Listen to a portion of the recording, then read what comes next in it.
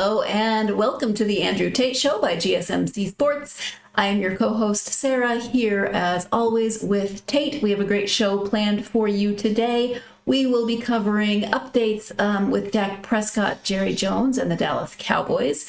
Talking about Caitlin Clark and the Indiana Fever's rocky start to this season, and Bronny James declaring for the NBA. And moving away from sports, we will be talking about some quote-unquote ridiculous guests, or ridiculous rules that made guests walk out of a wedding. And then make sure you stick around for segment 5 because it is Thirsty Thursday and alcohol sometimes causes people to make questionable choices and decisions. As always, I would like to ask you to like and subscribe to the show. Also, we do get a number of questions and comments that come in during the show, and we would love to engage with those.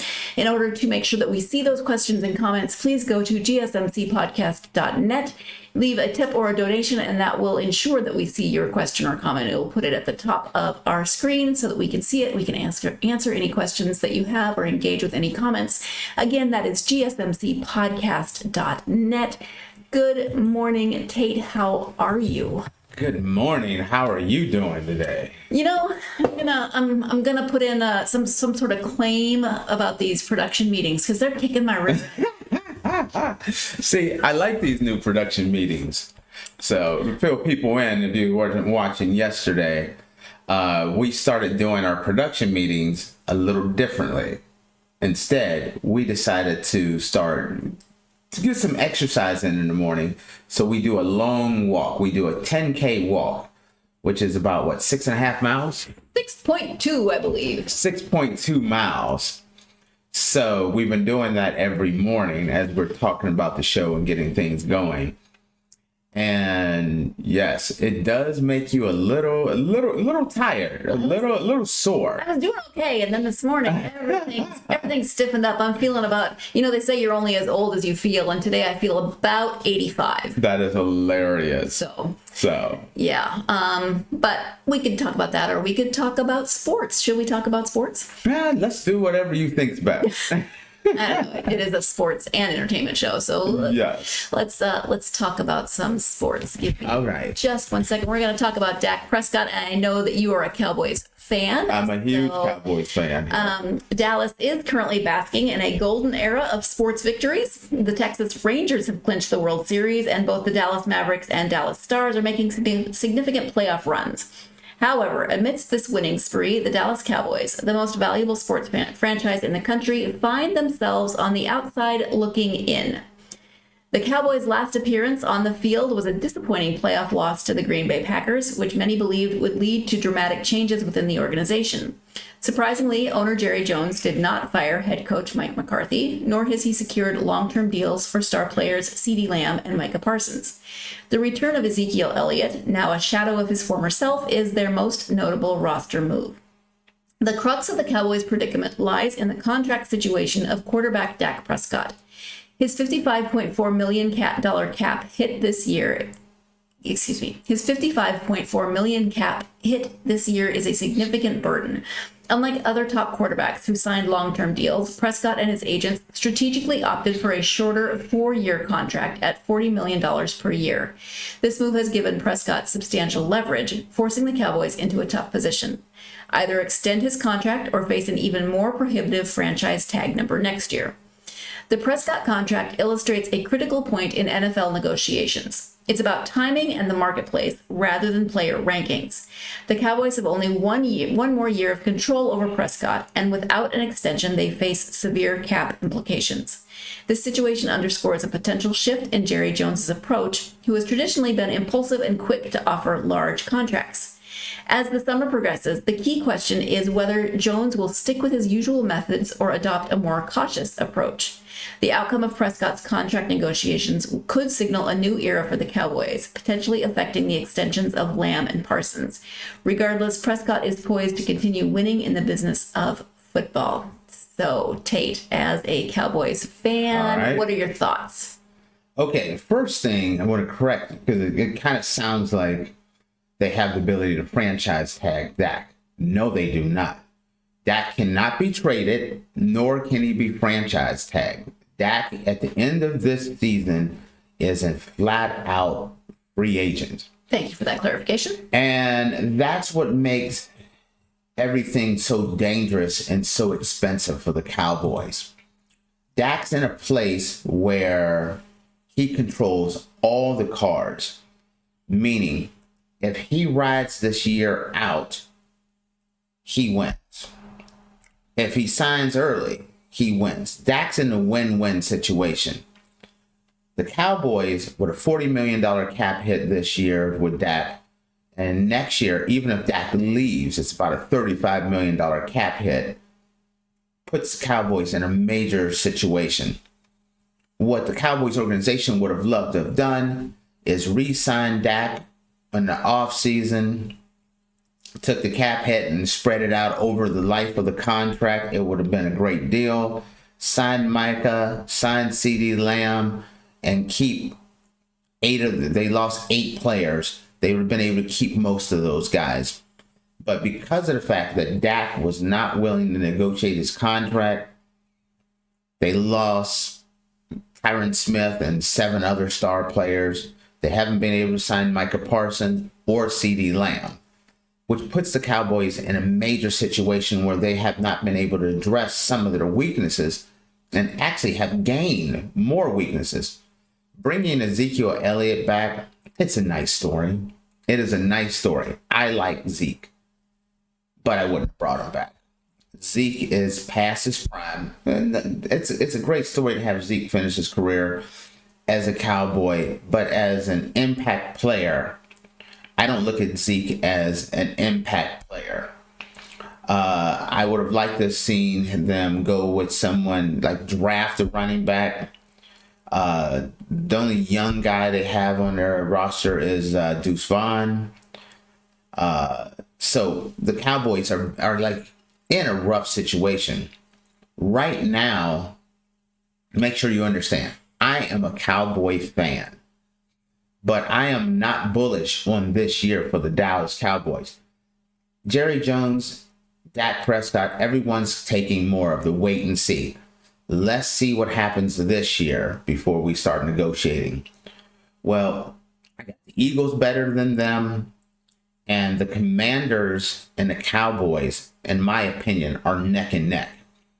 This is not the same Cowboys as last year, because I know a lot of people would think if I'm saying that the Commanders and the Cowboys are neck and neck, you're looking at last year's Commanders and saying they're not better, meaning that they weren't good. The Commanders are a lot better, and the Cowboys, like I said, losing Tyron Smith and 7 other players, not addressing the running back position, not getting depth behind around the wide receiving core.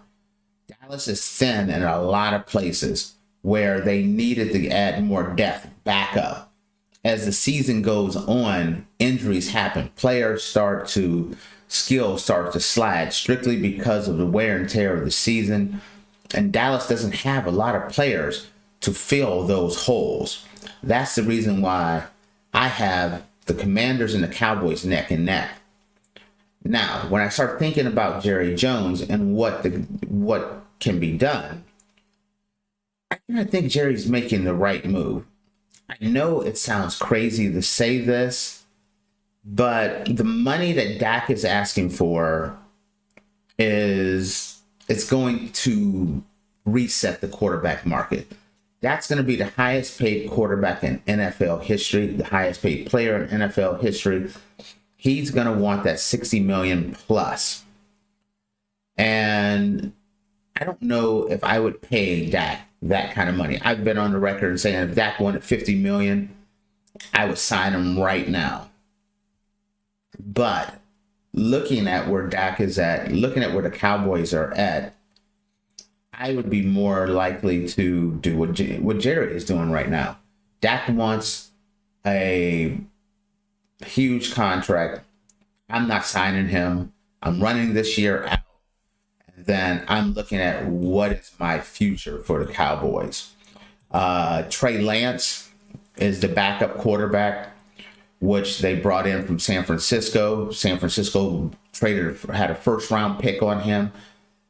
He's in camp. He's doing better. He's had a year under his belt under the system. I'm going the Trey Lance way or another way, but I am not signing Dak to that massive contract. Unless, if he goes through and he has an incredible year, takes the Cowboys to another step, then you have no choice. But I don't see the Cowboys as a Super Bowl contender, which last year I thought they were a Super Bowl contender. I thought last year was the best year possible that the Dallas Cowboys could win a Super Bowl. Not this year. I feel like the Cowboys have definitely taken a step back. As I said, not as deep at wide receiver. Not very strong at the running game. Not very deep at all on the defensive line, offensive line. Dallas has holes, especially as the season goes on. So that's the reason why I'm definitely concerned. Does that make sense? Yeah, I mean, it sounds like you are basically agreeing with what Jerry Jones is doing in this situation.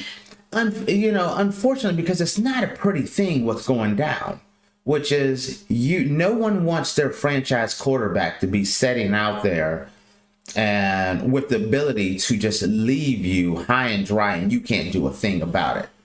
That's where the Dallas Cowboys is at. If Dak leaves, they get nothing.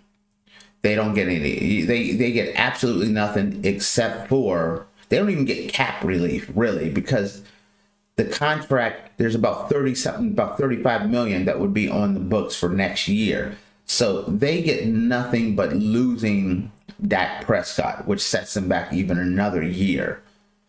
That's the reason why it's concerning.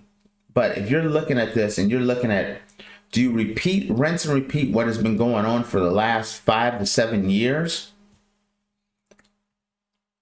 It's what you're getting is, it's one of those things where it's like, would you rather go to the playoffs every year or rebuild the team? And that's the question that you have. When you go to the playoffs every year, there's a level of expectation by the fans and the owner and the ownership group. When you're in the playoffs, you're a contender, but you're also year after year consistently, when you don't get there, it's considered a failure. So it's that rock and a hard place. But the Cowboys are in a bad place, I think. I'm not paying Dak 60 to 65 million to be my quarterback. I think Dak is an elite quarterback. I have him as a top 10 quarterback, but I have him on the backside of that top 10. He's number 10. He's number 11, 10, 9, 8. Right around there. And I wouldn't pay that for anyone, any quarterback. I kind of feel like I put him right with the Kirk Cousins level, and I wouldn't pay Kirk Cousins $65 million to be my quarterback either. Well, fortunately for your pocketbook, you don't have to pay anyone $65 million. Well, if I had that kind of coinage, that'd be nice. No arguing with that. Yes. We are going to take our first break. When we come back, we'll be talking about this season with the Indiana Fever and what role Caitlin Clark might continue to play within that season. Stay tuned. You are tuned into the Andrew Tate Show by GSMC Sports, and we will be right back. I feel like I'm losing my mind. Is everybody in the world blind? Please, Lord, give me a sign, a sign. I feel like I'm losing my mind. Is everybody in the world blind? Please, Lord, give me a sign, a sign. I wanna be the greatest. Everybody on the fake shit. I look around and feel like everybody is the fakest. I make this every day and I'm impatient, hoping one day I blow up from the basement. Statement, the top is so vacant. I don't hear shit that I think is amazing. Waiting for my day when I'm playing sold out shows for 1,000 faces. Hey, give me that crown, get in my way and to be put down. It ain't your place, I'll diss my town. If I want that shit, then I'll get it right now. I'm losing it, the noose it fits, I'm losing shit, a stupid myth. You choose to live or choose to dip, you choose to fight or lose your grip and lose a gift. I feel like I'm losing my mind. Is everybody in the world blind? Please, Lord, give me a sign, a sign. I feel like I'm losing my mind. Is everybody in the world? Welcome back to the Andrew Tate Show by GSMC Sports. Before the break in segment 1, we were talking about Dak Prescott and the Dallas Cowboys. I tried to negotiate my salary to get closer to that $5 million mark, but I was unsuccessful during the break, so I'm going to have to keep working on that. We agreed on $65 a year, and that would work out perfect. I have got to get a better agent or work on my negotiating skills. So that's what I know about that. We're going to talk about the Indiana Fever and Dallas Clark. Wow. Dallas Clark would be an old player from the San Francisco 49ers. Now that's impressive that you can pull anything like that out of your brain. He's a legendary player, but yes, that's who Dallas Clark is. That is not what we're talking about. The Indiana Fever's season has started off rocky, akin to a UPS service inundated with complaints, unable to catch a break amid a pile of early struggles. At the center of this turbulent start is rookie sensation Caitlin Clark, whose performance has been a roller coaster. Clark, fresh from Iowa, has shown flashes of brilliance, but also faced inconsistency, typical for a newcomer adjusting to the WNBA. Clark's scoring has been erratic, oscillating between modest single-digit games and explosive performances, such as her recent 30-point outburst against the Los Angeles Sparks. Despite the Fever's 88-82 loss, Clark's stat line was impressive, adding 6 assists and 5 rebounds to her scoring spree. Post-game, Clark attributed her success to playing with an aggressive mindset, a promising sign for her potential to become a consistent offensive threat. However, Clark's shooting percentages tell a different story. She is currently hitting less than 38% from the field and three-point range, from both the field and the three-point range. This shooting slump is compounded by the struggles of her teammates. Notably, Aaliyah Boston, expected to be a reliable scorer, has averaged just over 10 points per game in the early stages of the season. The Fever's tough schedule has not made Clark's transition to the professional level any easier. Early matchups against top-tier teams like the Las Vegas Aces, Connecticut Sun, and New York Liberty have thrown Clark into the deep end of the WNBA competition. Yet despite these challenges, she continues to show resilience and flashes of the talent that made her a standout in college. As Clark becomes more accustomed to the defensive schemes she faces in the WNBA, there is optimism that her high-scoring games will become more frequent. The Fever and their fans hope that Clark's aggressive approach and growing experience will help turn their season around and bring more consistent performances from the team as a whole. So, Tate, what do you think? We're early in the season. It is her first season. Too much pressure? What are you thinking? No, I don't think it's anything to do with pressure. I feel like Caitlin Clark gets a lot of heat thrown her way, which I think is totally unjustified.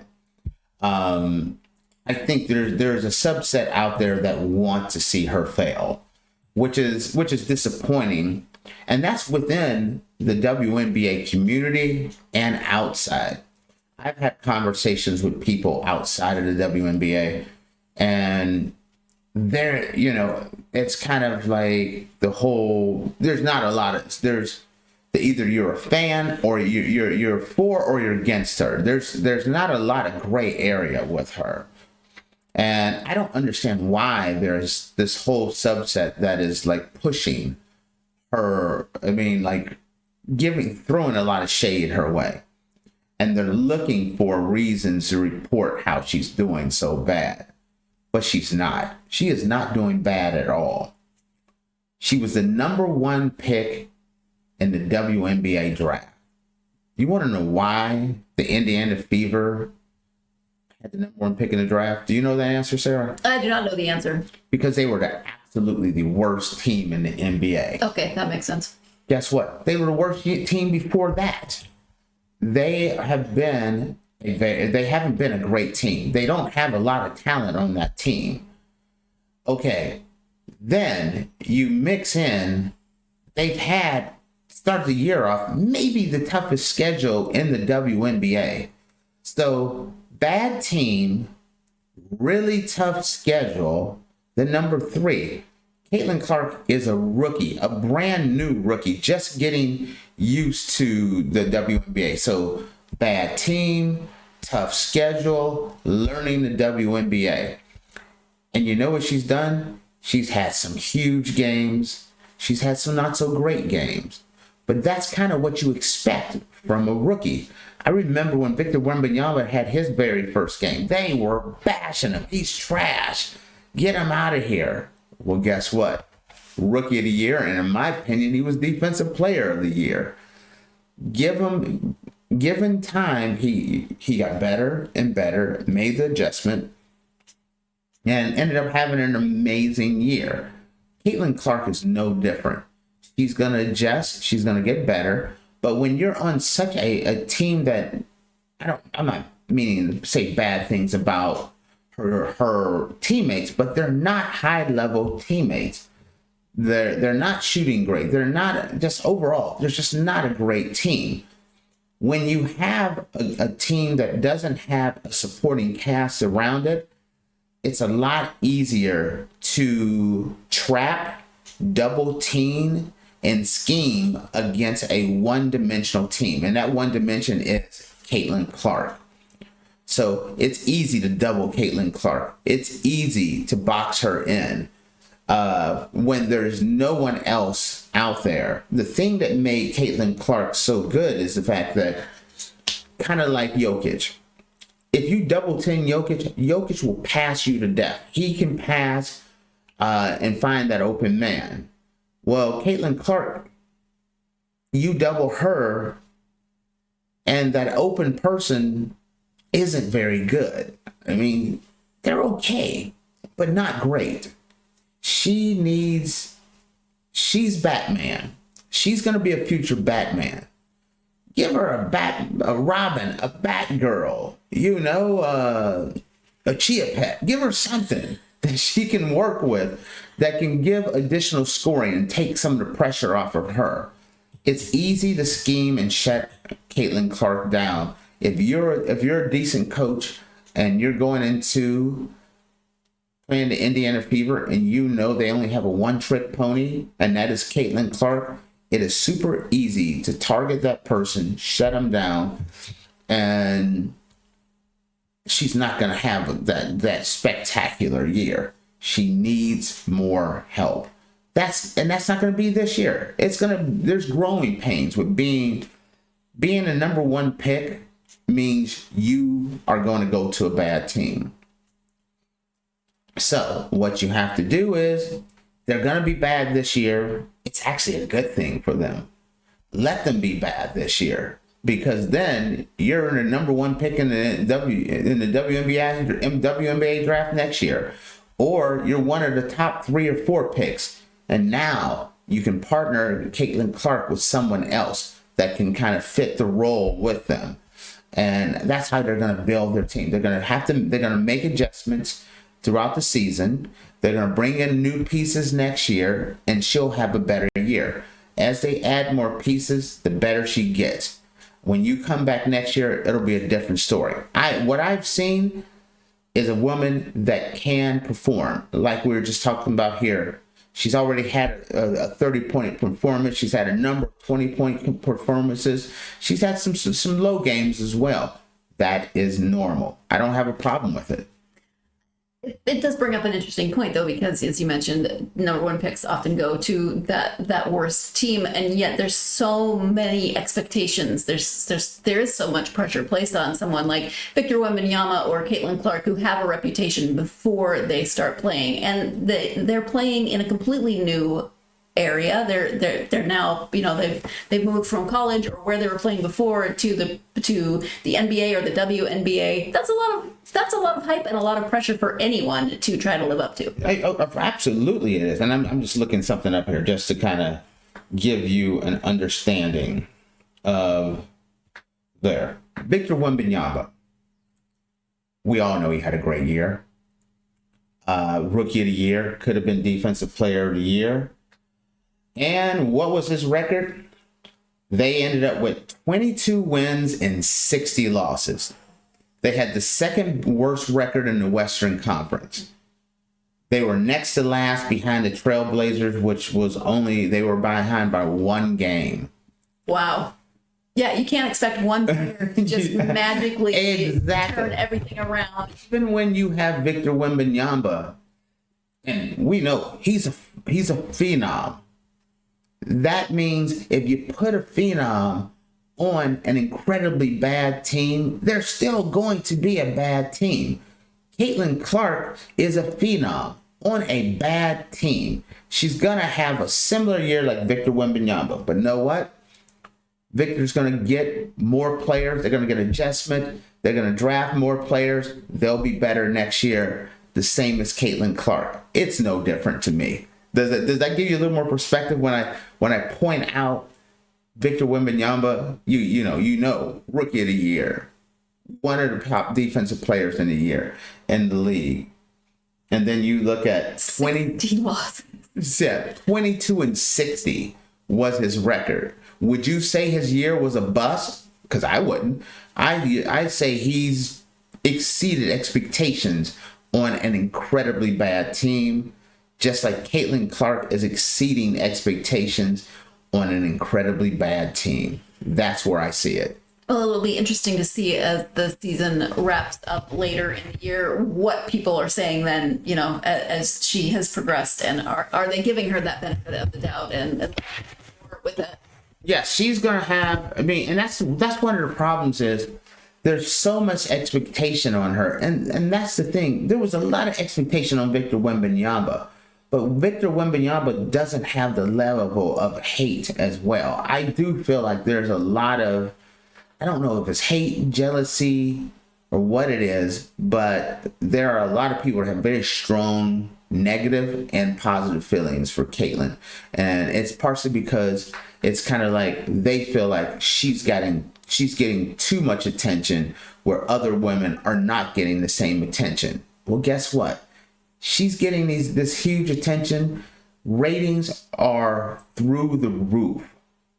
They've increased, I think, like 2 or 3 fold. It would take the NBA, I think they were figuring out at the current rate that the WNBA was increasing, Caitlin Clark coming there is equivalent of taking 5 years to get to this point. I saw something similar, yeah. Yes, the Caitlin effect is a real thing. And it helps these women get notarized, more television views, better ticket sales, all of this. It's a good thing. I love, someone else said, when people are complaining about how much attention Caitlin gets, Caitlin is getting the absolute right amount of attention because sponsors and advertisers and network partners aren't going to put her on unless there's butts in the seat and eyes on the TV screen. Yep. And she's getting them. And that's good for the WNBA. Absolutely. Well, we're going to wrap this segment up. We're going to stick with basketball when we come back, but moving to the NBA draft and Bronny James, excuse me. Whoa. No. Got a little choked up. She got a little choked up over Bronny James. Okay, got a little choked up. I feel like I swallowed a bug. Oh, God dang. I didn't swallow a bug, but yeah, we'll be talking about Bronny James declaring for the NBA draft, and I'm going to go try to not choke during the break. You are tuned into the Andrew Tate Show by GSMC Sports, and we will be right back. Looking for your daily fix of sports talk without having to pay for it? GSMC Sports Network is available on YouTube. Just search GSMC Sports Network. Get your fix of daily sports talk shows on YouTube, absolutely free. NFL, college football, NBA, MLB, MMA, UFC, fantasy football, and so much more. GSMC Sports Network has shows running all day long, with new sports shows starting every 2 hours. Just like on your favorite cable sports channel, except GSMC Sports Network is absolutely free. Just search GSMC Sports Network on YouTube to catch one of your new favorite shows, like the GSMC College Football Podcast, Chip Shot Football Podcast, Hoops and Heels Women's Sports Podcast, GSMC Basketball Podcast, and so many more. Check it out for yourself GSMC Sports Network. Welcome back to the Andrew Tate Show by GSMC Sports. Before the break, we were talking about the Indiana Fever and Caitlin Clark, and no, I did not swallow a bug. I was gonna say that before we left, you were about to die over here. I thank you for caring, I think. We are moving on from the WNBA to the NBA and the NBA draft.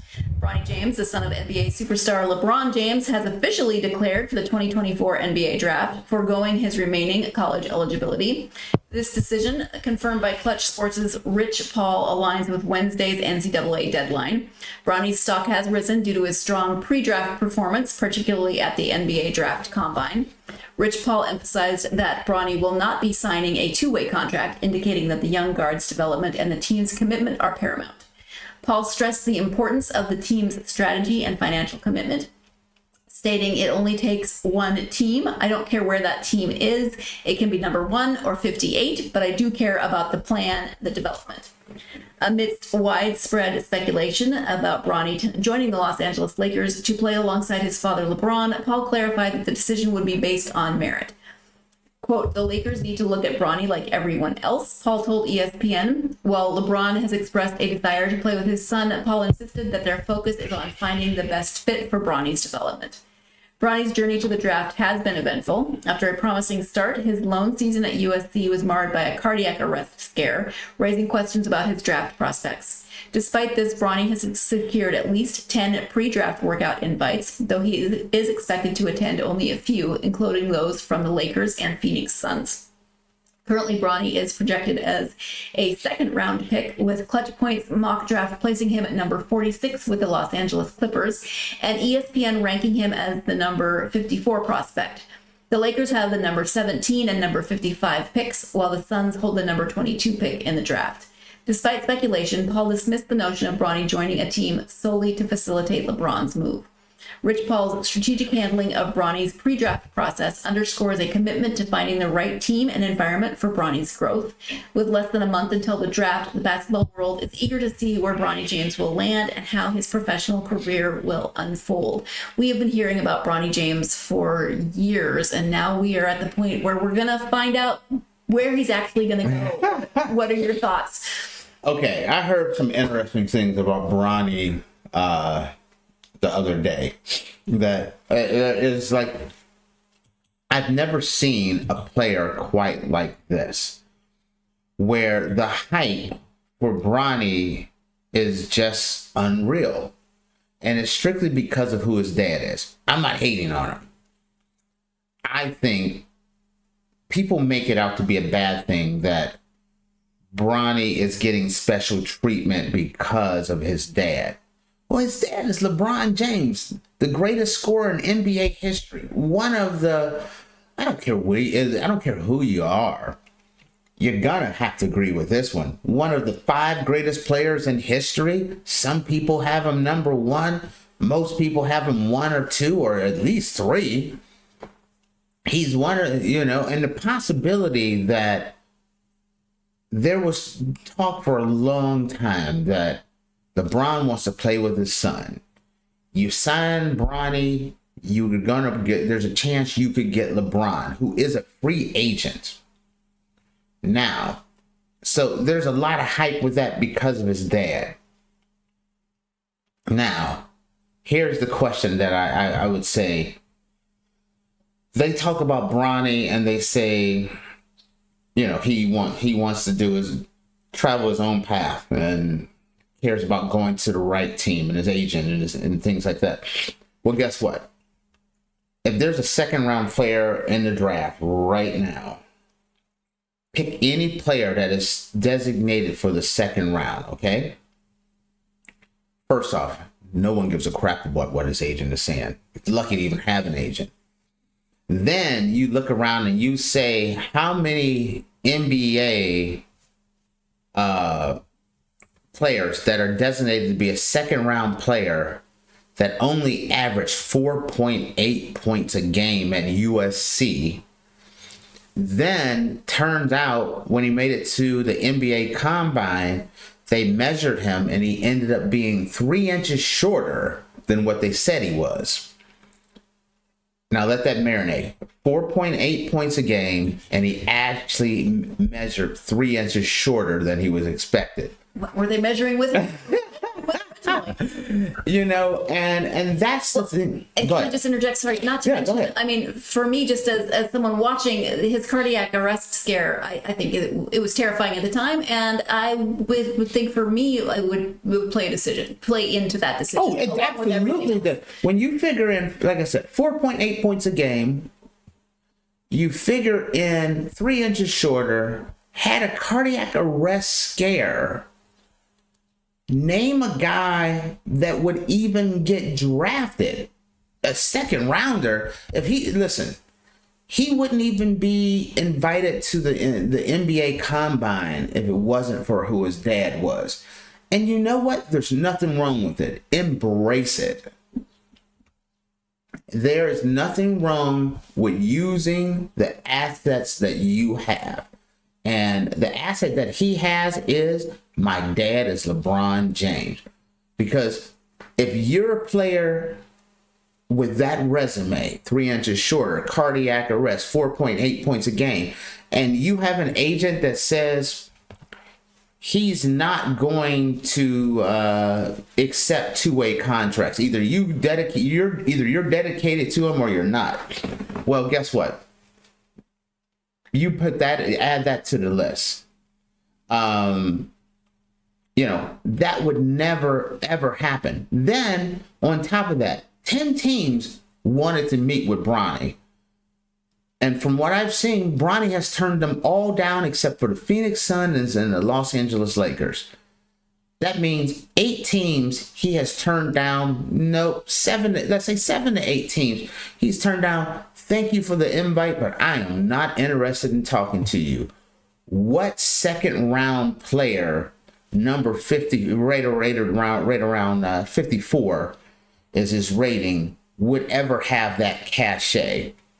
He is benefiting from LeBron being his dad, and there is nothing wrong with it. Hell, I would like LeBron to be my dad. Give me the extra cachet. That's you know what I mean. Take advantage of what you have. I don't have a problem with it. The only thing I have a problem with is the whole concept of he wants to be his own person, but he's taking the liberties that are given to him. Just embrace what it is. The truth is the truth. LeBron's my dad.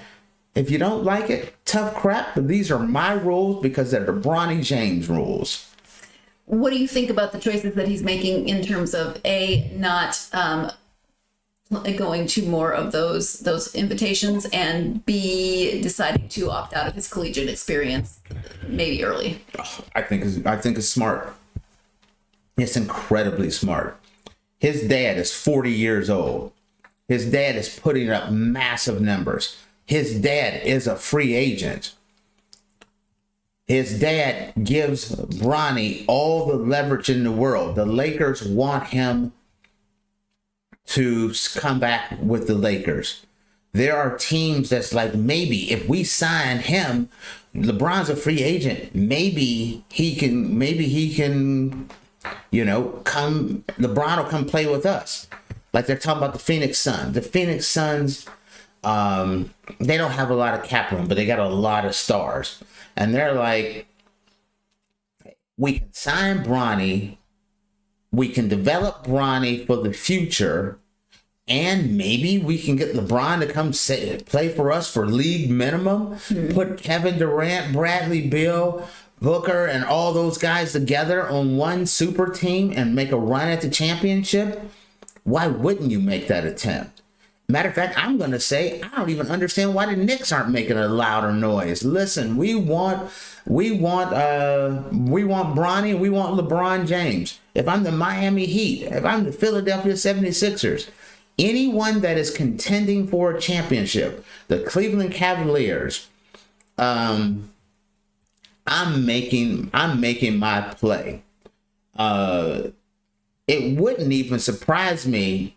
This is the thing that I'm waiting on the hammer to drop is there's a lot of owners out there that want to stick it to the Lakers. There's a certain level of envy and jealousy or whatever it is that they have against the Lakers. And I could see some owner out there saying, you know what? Screw it. I'm drafting Bronny so that they don't get him. Because it's kind of like a foregone conclusion that the Lakers, if Bronny slides to the second round and it gets to their pick, they're picking Bronny with the second pick. The question is, are the Lakers willing to use their 17th pick on Bronny? That's the question, because more than likely you're going to be able to get him in that second round. But you could see a team just going out there and just saying, you know what? We're not doing the Lakers any favors. What happens if the San Antonio Spurs is like, you know what? The heck with the Lakers, the heck with LeBron. We're going to draft him just so you don't have him. Or, hey, if you want to go play with your son, you come here. We'll sign you for a veteran minimum, and we'll be happy to have you. But we're not going to let him slide to the Lakers. I could easily see that happening, and that's when things get interesting. That's the biggest story that the most intriguing concept is there going to be someone that tries to pull, the carpet from up under them and snatch Bronny up before the Lakers get to him?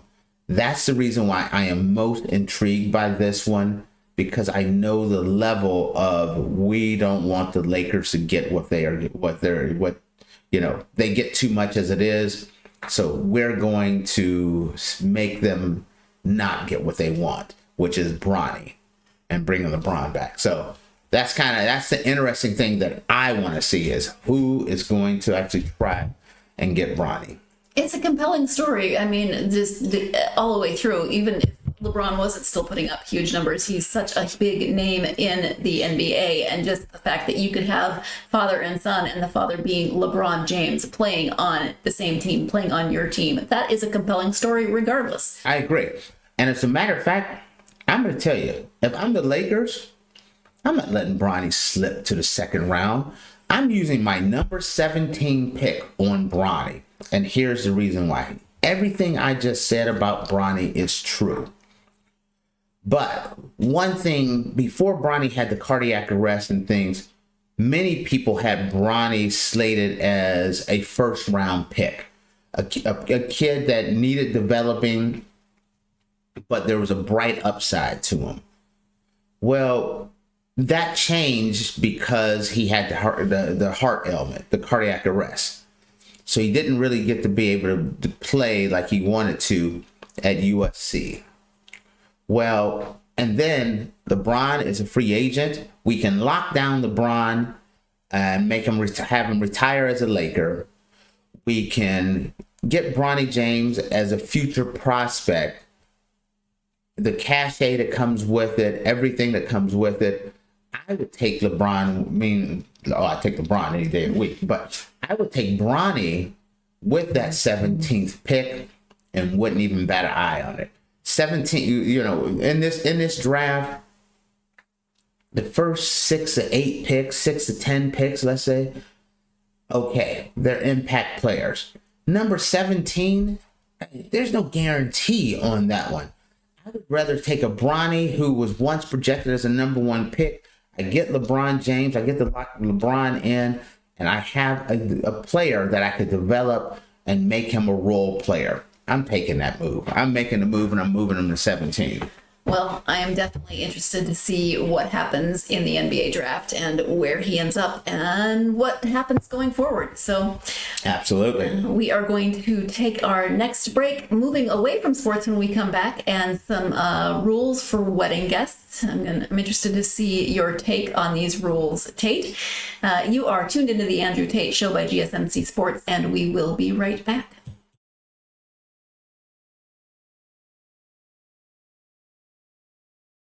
For the best and latest podcasts available anywhere, go to the podcast app on your cell phone and type in GSMC to access free content-rich podcasts on health and wellness, book reviews, sports, entertainment, relationships, social media, movies, technology, finance, and even weird news. Subscribe and download the GSMC Podcast Network's family of shows, available everywhere podcasts are found. Welcome back to the Andrew Tate Show by GSMC Sports. In segment 1, we talked about Dak Prescott and the Dallas Cowboys. In segment 2, we talked about Caitlin Clark and the Indiana Fever. Segment 3 was dedicated to Bronny James declaring for the NBA draft and all kinds of speculation on what that might mean. And now we have moved into segment 4. And before we get there, Tate, you are looking like you want to say I got something. One moment. This one I'm kind of interested in because my girl Faith James, my former co-host, who's no longer with us. I mean, she hasn't moved on to the great beyond or anything like that. She's live. She's still live and kicking. Don't get me wrong, but she's no longer the co-host on GSMC or the Andrew Tate Show.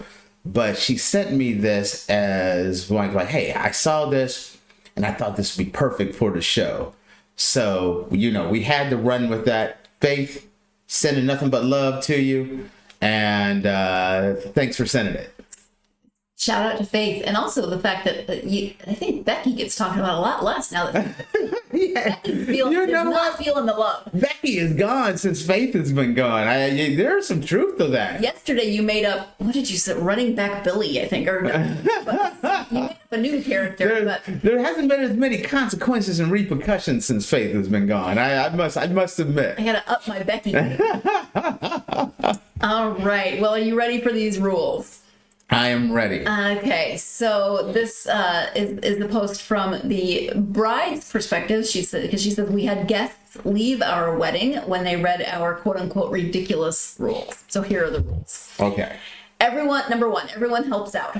We didn't hire any staff, so that means everyone needs to do their part. My grandpa set up chairs even with his bad back. My cousin bartended and it turned out beautifully. Number 2, drink tickets.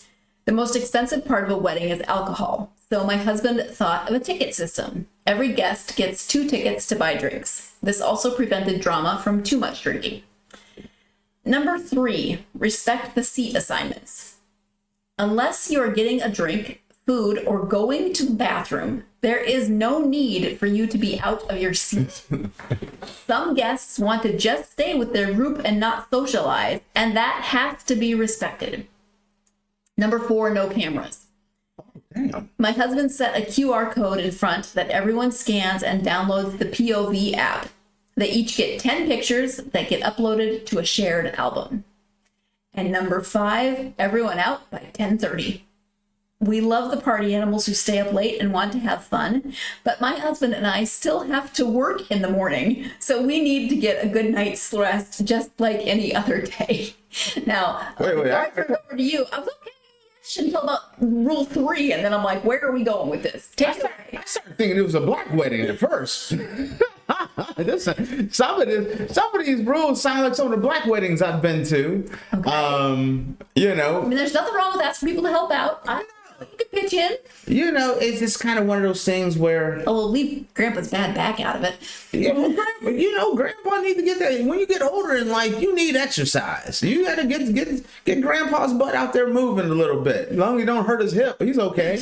Put some Robitussin on it or something. Just keep him on working on those chairs. Now, as far as... I don't have a problem with some of the rules. Weddings can be expensive, and it's kind of like it's kind of a tradition in a lot, at least in my family and a lot of other black families in the Northeast Ohio area that I kind of grew up in, is like, instead of having a caterer, the family starts cooking all the food. And it's all, because black people love their soul food. And so, have this person making this and that person making that. So the food is kind of shared and brought in. So that one didn't sound so bad because I've been to those weddings. Sure. Roll down. Give me one at a time. Let me hit me some of these so the bad first one boys. was everyone helps out, kind of what you hit on with the potluck. Yeah, I care more about the food and the cleanup. That's what you need right there. Yep. You have you have Grandma Ruth making the mac and cheese and the collard greens, and Aunt Lynn, she's making all the pies. Shaquanda's sister over there, she's making all the deviled eggs and the dressing. Somebody has to stand guard. I'm making this a really black wedding. I'm not gonna lie to you. Stand guard against the raisins. Somebody has to watch out. And I'm telling you this right now. At this, you better not put no raisins in the potato salad unless you're gonna catch an elbow. That's what I'm saying. That's just saying. If you have a fondness for raisins, just show up with a plate. You don't need to cook anything. Bring the napkins. Right. Just bring some soda, something like that, but don't bring no food. If you got a fondness for raisins, because at a black wedding, so I'm making this more of a black wedding, I apologize. But I just, Well, it wasn't specified. Number 2, I can also understand drink tickets. Everyone gets 2. Well, yeah, here's the thing. Alcohol is expensive. And that's number 1.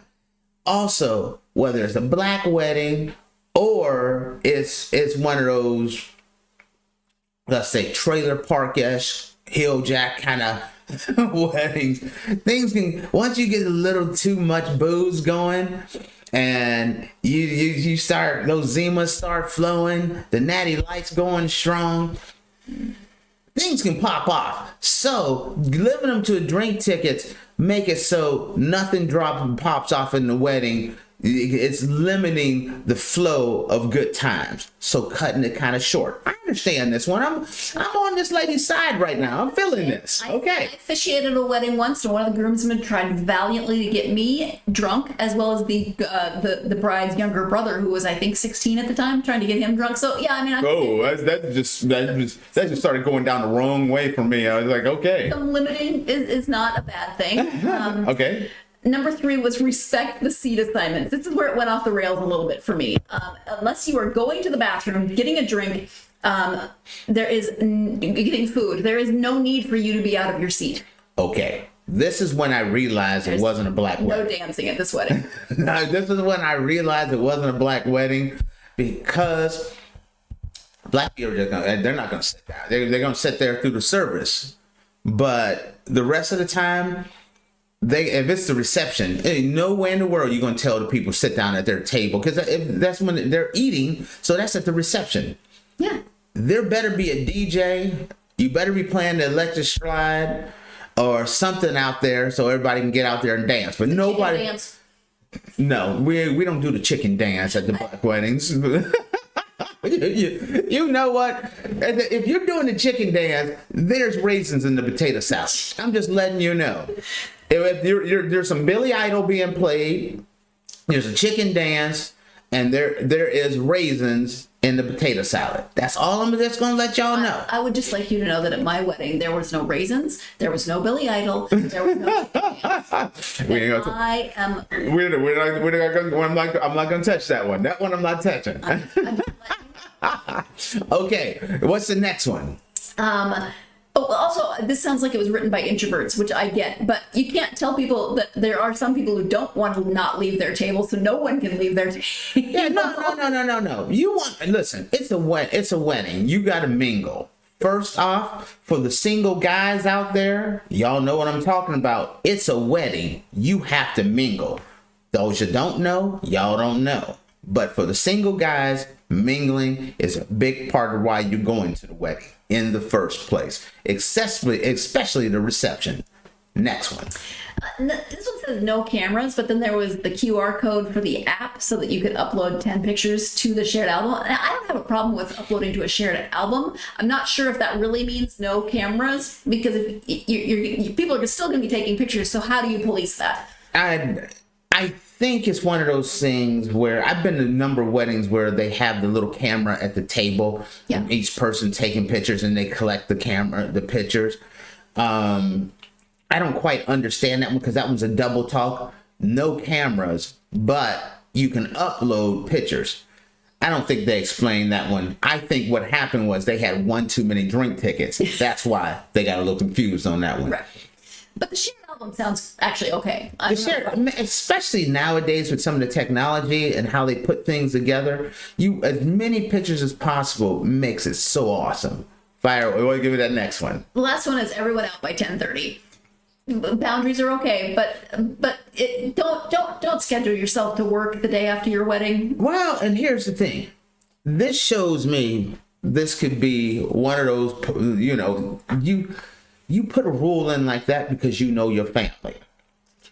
And I'm double downing on it. That's the reason why she was like, nope, everybody only get 2 drink tickets and your butt is out by 10:30. Because about 10:45, that's when it starts popping. That's when things get a little out of hand. That's when things started heating up. And at 11 midnight, that's an early reception. I could see if they were like the reception's over at 1. End at about 1. Now, if the wedding was at noon, then 10:30, that's a long reception, especially with only 2 drink tickets. you know cousin Ruth has got a flash somewhere. And I don't care. And if it's not cousin Ruth has got a flash, or Billy Bob got a case of Natty and Natty Light in the pickup truck somewhere. That's the reason why this person is putting those rules in, so that things don't get out of hand.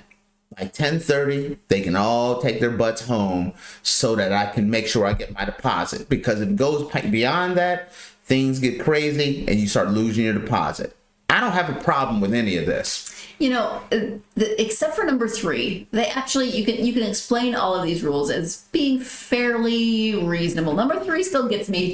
Don't leave your seat unless you're getting a drink or food or going to the bathroom. Oh no, because I'm getting out there dancing. I'm at least doing at least the electric slide and a couple other things out there as far as the dancing goes. Brother likes to dance, so I'm getting out there and having some fun. I'm just picturing you now at this wedding that doesn't have a DJ, just out there making your own music, dancing to your own. It's on. You know what? That's another reason why it wasn't a black wedding, because that would have went longer than 10:30. I'm just let it be known. But I don't have a problem with these rules. This is a person that knows their family members, and they're just keeping things under control. I got you. She said people left, so I don't know how controversial it was, but it did start by saying that people left over the rules. Well, I don't think as you were once say, everyone has to make their own decision in life. Faith and I did a story where the lady told them they had to pay for their wedding and vacation and their honeymoon and things like that. I'm leaving that wedding. If I got to pull out the Visa card or the American Express and pay for somebody's trip, I'm bouncing out on that one. This one, I understand. Yeah, I get it. All right. Well, we are going to take our last break of this episode, and Tate, it's Thursday. So when we come back, Thirsty Thursday, this time involving drunk people in a hot tub. I'll just put that out there. You are tuned into the Andrew Tate Show by GSMC Sports, and we will be right back.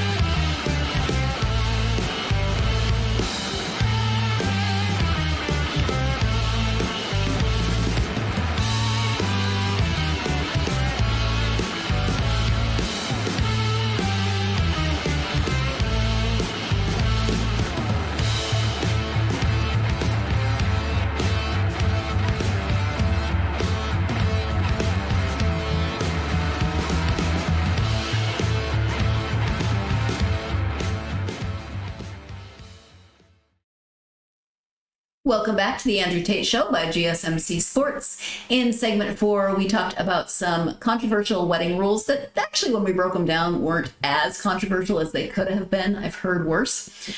We are going to move on now to Thirsty Thursday. Are you ready for Thirsty Thursday, Tate? Of course. I fear no evil. So this is from the point of view of a hotel employee. It's late evening, and a woman comes into our lobby from the pool with 3 children and gestures angrily to the pool area. She says, "You guys need to do something about what's going on out there." I look at her inquisitively. She says, "Go look, you'll see." I walk outside, and it's pretty immediately clear a couple in the hot tub are discreetly having sex. Oh, dang. I approach just enough to get their attention and say, "Hi guys, I know everyone's here to have a good time tonight, but we've gotten a complaint about some hot and heavy activity in the hot tub." They're clearly intoxicated, but they apologize and say it will stop. A few minutes later, the phone rings. It's the same woman from before, calling from her room, which faces the pool. They're still at it. "You need to do something. Children are staying in this hotel." I go back outside, and sure enough, now the spectators are gone. The couple is out in the hot tub. I go back out and tell them to get out. They start giving me the story. "It's our anniversary. We're very sorry. You won't have any more problems with us." I foolishly let them stay in the hot tub. 10 minutes later, the phone rings. Same woman. "Seriously?" I look out the window. Both guests in the hot tub are now totally naked. Me. "I'm sorry, ma'am. I've warned them. I'm calling the police." The police arrive and head out to the pool. The officer handles it like a pro. He's very nice, and he lets them know that it's inappropriate. He doesn't want to ruin what's clearly a fun weekend for them both, but they need to go to their room and not come out for the rest of the night. They are to stay in their room until tomorrow morning. No excuses. The couple thanks him for his understanding, and they promise they'll behave and stay in their room. The officer and I wind up chatting and laughing about it all, and he asks if he can grab a cup of coffee in our lobby while he fills out his report. Of course he can. He's sitting in the lobby. I'm back to work when I hear him say, "Oh, you've got to effing be kidding me." I was shocked at the broken quietness as I saw him jump up, exit the lobby, and head right out to the hot tub where the same couple was back in the hot tub making out. I can only assume that they took the stairs at the end of the hall out to the parking lot and then back around to the pool. He arrested them both. They came back on Monday afternoon. They were arrested on Friday night to collect their property. Okay. First off, I got to give this couple some credit. Of course you do. I'm giving you, listen, that's a thing called dedication. You know, they came with a game plan. They were going to finish it. Hopefully they finished. Okay. But that was their goal. You know what? Listen, there's not enough couples out there getting their frisky business on anyway. I say it was their anniversary. You know, get in where you fit in. My only problem was, I know you got issues. I'm gonna give you a chance to speak. Thanks, my only issue is why y'all got to put all that booty juice in my hot tub. I don't want to be in that hot tub. I'm all for them, you know, dropping it like it's hot, getting in where they fit in. I didn't want them in my hot tub. I don't want to follow them in the hot tub. I dunk my head underwater, and next thing you know, I got scoliosis and rickets because of their booty juice in the water. I'm out. See, now I'm thinking of it from the initial woman who complained. Well, she complained several times from her point of view. You know, you're on vacation or you're on a road trip, whatever you're doing, you've got children, you stop at a hotel. Oftentimes you've got small children, what they want, where do they want to be? They want to be in the hotel pool. So you've got your kids at the hotel pool, and suddenly you are trying to answer questions. Nah, I'm sorry. Becky was just jealous because she wasn't getting in. Oh, Becky. That's all it came down to. If Becky had a man and she was in the hot tub, she'd probably be doing the same thing. But her dusty butt didn't have a man, so she's a little jealous. Yeah, I made some assumptions. Wow. You know, because She didn't call once. She didn't call twice. She called multiple times. That's called hateration right there. I'm calling it. Listen. Becky's side. No. Okay, if I report it and then I go back to my room where my room looks out over the pool and they're still at it, yeah, I'm gonna call again. Call Junior in the room and be like, listen, the pool is out tonight. Okay? You gonna stay home. We're gonna stay in here. You gonna watch SpongeBob today, okay? There's no pool action for you. We'll go to the country club next week, okay? You cannot be at the pool. Becky is just hating because she's not getting none. That's the way I'm saying. But, I mean, initially it was said they were discreetly having sex in the hot tub, and then by round 3 they were both completely naked. Okay, first off, round 1 they were trying to be discreet and low key, but then they got busted. So they tried to pick up the pace to kind of finish everything off proper like this, and they got a little, overzealous as they're trying to finish up their hopes and dreams, let's just say. But completely naked? But then they got busted a second time, so they were like, listen, the gig is up. We've already busted. We might as well just, let's, get in, knock it out, and roll out. So it just progressively got worse. That's what I'm thinking kind of went down. I think you might. I give this couple credit. Of course, but I think you might have made a good point at the beginning when you said they had plans. This was their anniversary. They were going to. Yes. There was a conversation that happened beforehand of, we should have sex in the hot tub, and then it became like this because they probably don't got a hot tub at home to do this. It took on bigger and bigger. We have to finish this now. Yes, that's the whole point I'm getting at. They had a plan. They probably don't got a hot tub at home, and this was their honeymoon. This is how they got it. That's how they got off. I mean, got down with. It's a whole different wording there. Let me. Where's Freud when we need him? Hit the rewind on that one. But the fact of the matter is, it's a happily married couple. It's on their anniversary, and they're just trying to put a little sprinkle on it. My only problem is, like I said, you don't want to put that, get the hot tub all stankified. That's my only problem. That's your only problem. well, I understand. I understand why Becky was upset. Becky, just bring the kids in your room. Shut the pool down. You don't want your kid in the booty juice anyway. Am I wrong? Stop saying that. You don't want. Listen, if I walk out there as a concerned dad, and I walk out there and I see, them stirring their drink up in the hot tub, I'm not going in there. I'm not letting little Jimmy go in there either. No. I don't even like using toilet seats after people, let alone them putting all their booty juice in there. I'm out. And little Jimmy is out too. I'm not putting my kid in that pool. That's all I'm saying. For all we know, little Jimmy's peeing in the pool.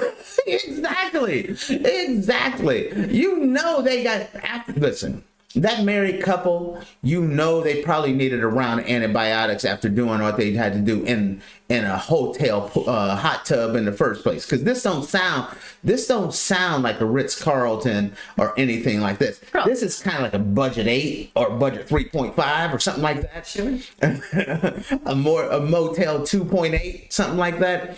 I don't look at this as a very high-end hotel establishment. That's all I'm thinking.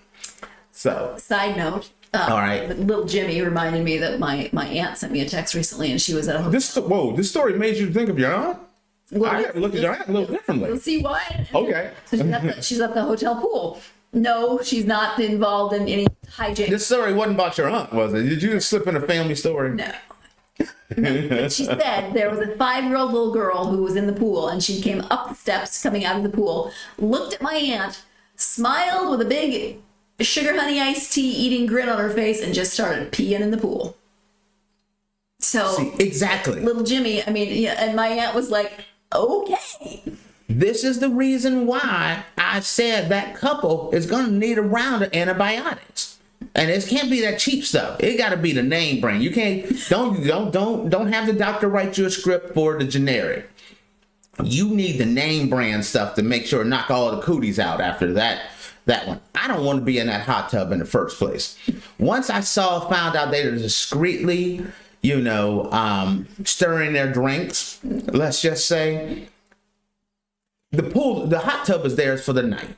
So you're okay with PDA as long as you don't have to. I'm just saying, I understand. As long as you're not coming in contact with any said booty. Yes, I'm trying to avoid the cross-contamination. Mm-hmm. Let's just say. That's how, I don't want no COVID-45 or nothing like that coming from that hot tub. I'm staying away from it. I'm sorry. Well, Tate, can I just say that I never quite know where these stories are going to take us? So thank you for taking us down a path I did not expect. I apologize, and once again, I try to be civilized. Don't apologize when it's not sincere. Because tomorrow you're just going to go down another path. So I try to be good. I try to. I'm just not drawn that way. I apologize. Okay, go ahead. All right. Well, I think we should wrap things up. All right. So thank you so much for joining us for this episode of the Andrew Tate Show by GSMC Sports. Your support does mean a lot to us, so make sure that you like and follow the show, and also leave a positive review. That really does help the show out. You can also find the show on social media: Facebook, X, Instagram, and TikTok for more content and updates. Thank you again for joining us, and we hope you have a wonderful rest of your day. Booty juice.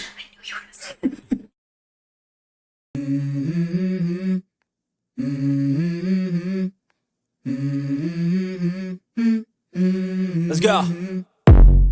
I wake up to a little bit of drool on my pillow, feel like it's gonna be a bad day. Yeah, I'm tired of shit, and the coffee ain't hit yet, damn, ain't that great. I don't wanna go to